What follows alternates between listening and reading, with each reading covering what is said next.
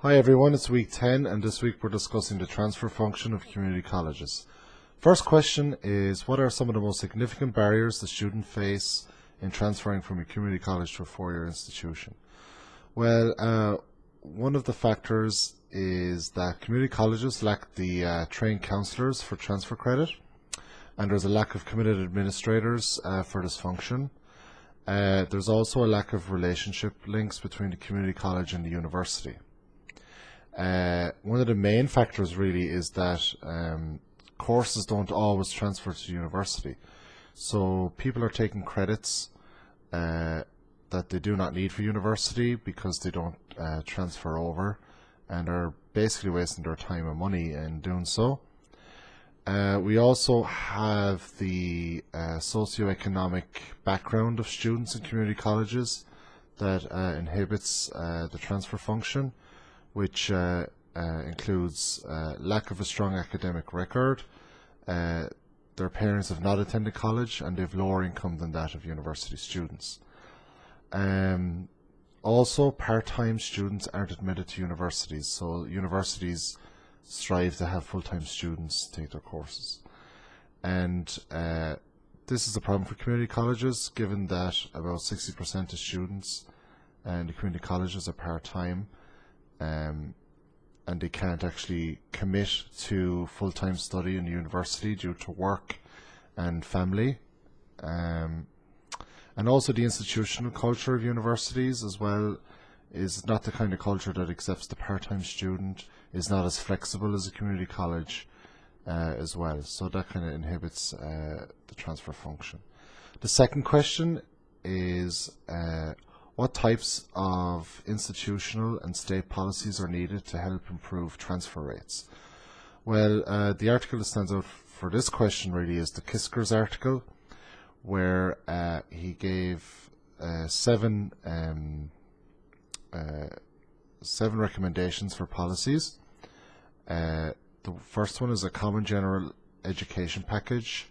Second, common lower division pre-major and early major pathways. A focus on credit applicability, junior status upon transfer, guaranteed or priority university admission, associate and bachelor degree credit limits, and an acceptance policy for upper division courses. So the one that stands out for me really is to allow part-time students to be admitted and to be as flexible as community colleges. So better options for those students, and as well as that to improve partnerships between community colleges and universities, and to improve the funding issue as well. So we see that a lot of community colleges have issues with funding that can prove to be a barrier for the transfer function. The third question is, do you believe the community college offers a viable pathway to the bachelor's degree via the transfer mission, and to provide examples? Well, I personally think it's a viable option. I don't think the question is it a viable option? I think the question is more along the lines of who's it a viable option for? I suppose it's a viable option for lower income students, students with families, students who work full time. So in that case, it is a viable option. Obviously, to go straight into university and do the four-year bachelor's is the ideal situation, but that's not the situation for everybody. So again, going by the AACC article, despite these obstacles, they do perform just as well as native students in the university. But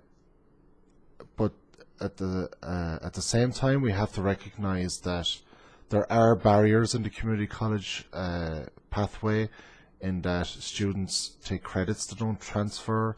They're not given the support. We saw in our video in week 1 that they don't have the counsellors for this function, because they don't have the funding, or they just can't apply them. So there's pros and cons to the community college pathway. It's not for everybody, but it does serve a function for some people. We saw from our readings that in California it does work, in that there's access for lower income and students of colour.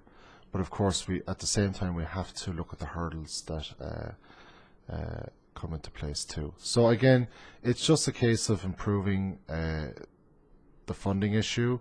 It's a case of improving the partnerships between the community colleges and the universities, and it's of course it's an issue of the universities to change their culture and to become more flexible in admitting part-time students.